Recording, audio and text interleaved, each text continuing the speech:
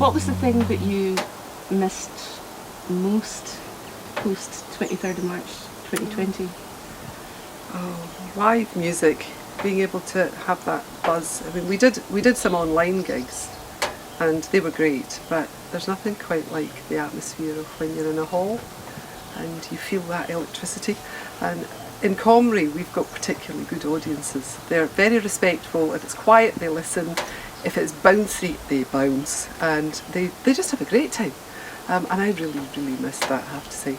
And for me as well, usually when we have gigs on, I put the musicians up if they want to stay, and very often there's some stuff happens afterwards, and often that's when the magic happens, and I miss that. Just being able to sit and play tunes with people and have fun. You can't really do that in Zoom, can you?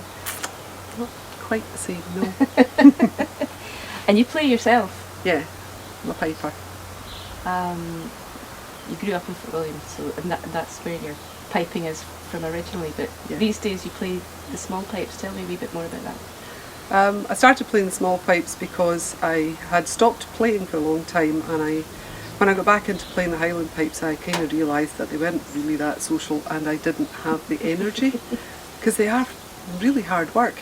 So my sister suggested small pipes, and Nigel Richard made me a set of small pipes in A, and I started playing, going to Fashion, went to Face Roche and various other places to learn, and then met Finn Moore, who took me on as a pupil and has now made me a lovely set of C pipes as well, C small pipes.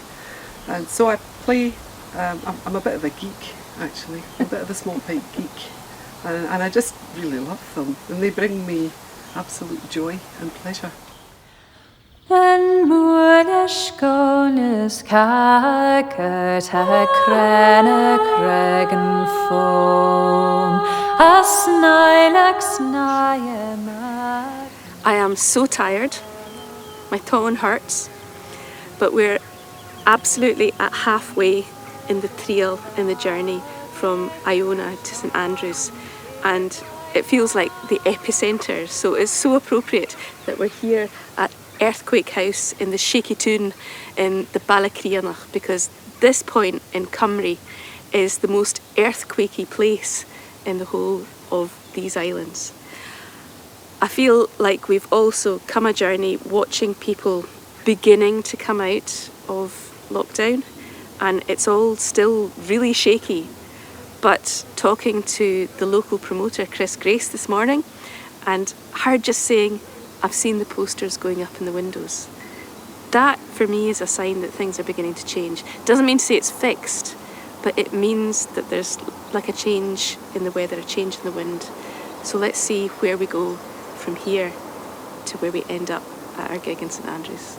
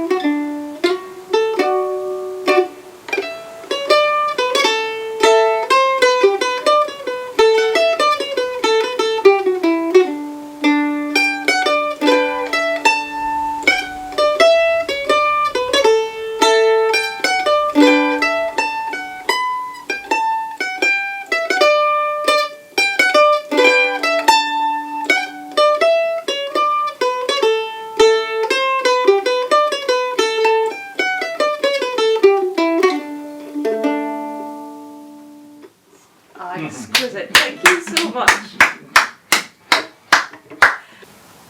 I guess you're a musician in your own right, but I guess you have a name really as a sharer, a gatherer of music, and a sharer in teaching and opening that world up to people. Tell me a little bit about what you do in real life, IRL as we get to call it now, but also the online world that you created long before lockdown. Well, traditional music has been a passion of mine since I was a teenager, and I've always been extremely interested in it. And there have been times when I've been, for example, I used to live in Dundee, and I collected a lot of folk songs. I noticed that there were folk songs in Dundee, and that led to a collection which I published, Songs and Ballads of Dundee. And it created an interest in publishing as well. And I think one of the results of that book was that people started asking me. For example, somebody asked me, they found out I was a mandolin player, and the adult music, the adult learning project in Edinburgh asked me if I would do a mandolin class. And I said, no way. It wasn't something I could envisage myself doing. But they kept on at me, and eventually I said, all right, I'll do it. And even though I was very, very nervous, it seemed to open up something inside me, and I was alive, and I knew that I had something that I felt I could give. And that started me off on teaching music, which has lasted for nearly 25 years. So my website over the years grew with resources, history of Scottish music and so on, and it built up a following. And that I think came into play when the lockdown happened last year. I think I was able to reach a wider audience, and well, you know what it was like. My partner June is an artist, but she did a lot of classes and workshops just like me, and within 3 or 4 days all our work just disappeared. It went up in smoke. And our calendar, there's just lots of X's on it. I had been speaking to a friend of mine who has his own business, and he mentioned that he used an application called Zoom for his meetings, and he said that might be all right for music.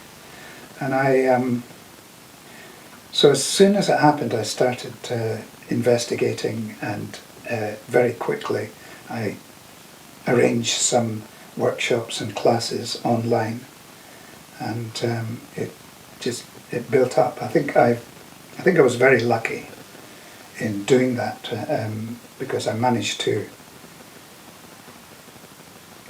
continue most of my work online. En moeders konis kaker ta krene kregen foam, as nailex naie magne kemachrive trom, ne brunnen sedge laget jestaren shek I found, dan heel ein menig malend, as moodsman Jacoma.